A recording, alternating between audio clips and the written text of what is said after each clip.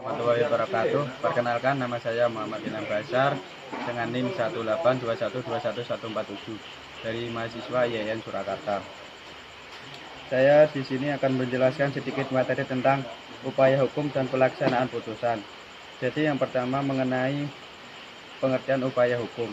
Yang pertama itu upaya hukum merupakan setiap usaha pribadi atau badan hukum yang dilakukan atas ketidakpuasan terhadap peradilan hukum sebelumnya dan yang telah diputuskan dalam undang-undang. Selanjutnya macam-macam upaya hukum. Upaya hukum biasa merupakan upaya hukum yang digunakan untuk putusan yang belum berkekuatan hukum tetap.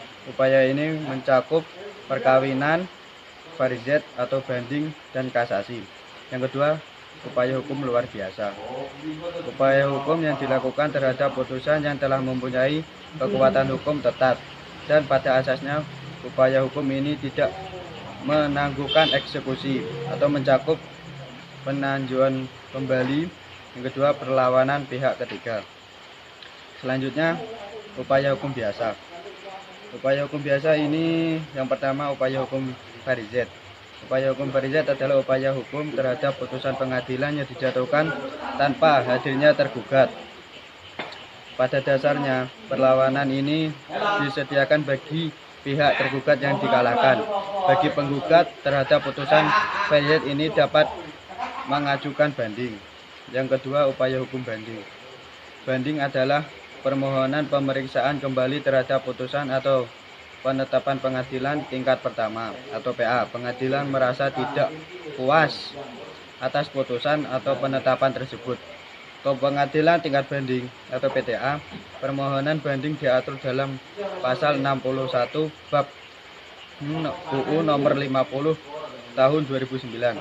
Atas penetapan dan putusan pengadilan agama dapat dimintakan banding oleh pihak yang diperkara, kecuali jika UU menentukan lain. Yang selanjutnya, upaya hukum kasasi.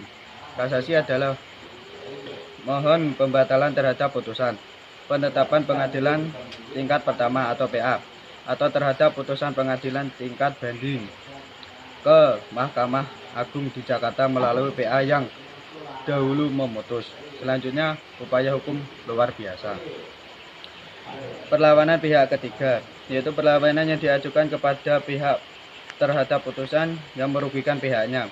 Perlawanan ini diajukan kepada hakim yang menjatuhkan putusan yang dilawan itu dengan menggugat para pihak yang bersangkutan itu dengan cara biasa.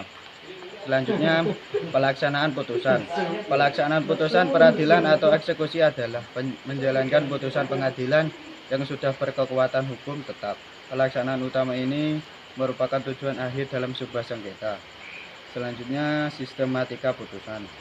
Dalam ketentuan perundang-undangan hukum acara perdata, khususnya ketentuan yang mengatur tentang putusan, seperti ketentuan pasal 183, pasal 184 dan pasal 187 HIR, pasal 195 dan pasal 198B. Termasuk putusan dalam menyelesaikan perkara terdiri dari 4, yaitu kepala putusan, identitas para pihak, pertimbangan atau konsideren. Yang keempat, pertimbangan atau konsideren. Selanjutnya, ada 2 macam putusan hakim, yaitu putusan terakhir yang mengakhiri perkara perdata dan putusan selah yang diadakan sebelum hak memutuskan perkaranya, yaitu untuk mempermudah kelanjutan pemeriksaan perkara. Yang pertama itu pemutusan selah, pre-pradilator, putusan interpolator, putusan provinsial.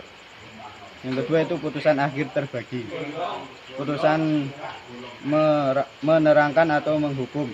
Yang kedua putusan menerangkan atau menyatakan. Yang selanjutnya putusan menciptakan. Terima kasih penjelasan dari saya. Mohon maaf jika ada yang kurang jelas. Mohon maaf. Assalamualaikum warahmatullahi wabarakatuh.